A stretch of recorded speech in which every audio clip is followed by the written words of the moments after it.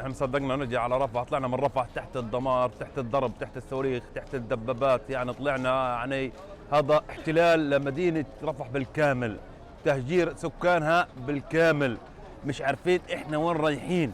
يعني اليوم الوضع صعب جدا جدا، احنا بنحس اليوم الوضع اصعب من قبل.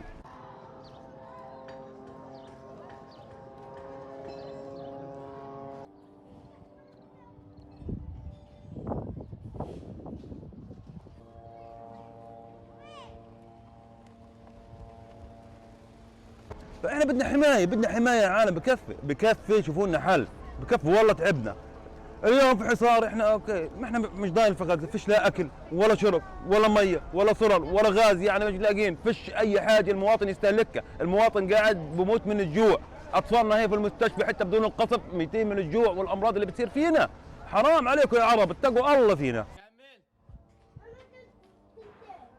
كمل.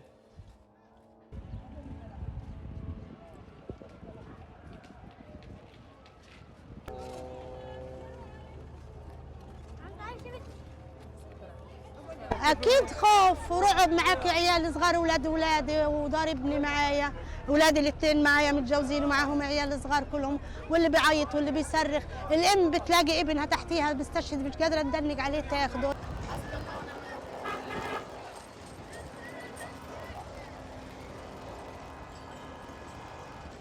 الوضع ورانا ماكل هوا، احنا كل الدور اللي حوالينا واللي ورانا واللي قدامنا كله طلع من داره، كله مخاطر بحاله.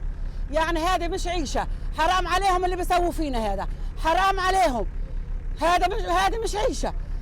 احنا كل يوم من مكان لمكان لمكان لمكان.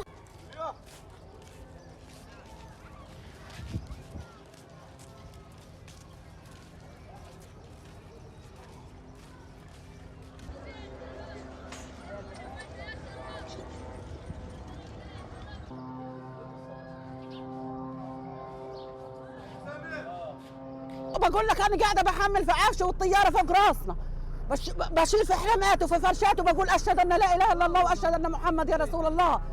ربنا يورينا فيهم يوم. لمتى هذا اللي احنا فيه؟ لمتى؟ اجار العربيه اللي بدنا نطلع فيها معناش، اتديناها دين اتديناها.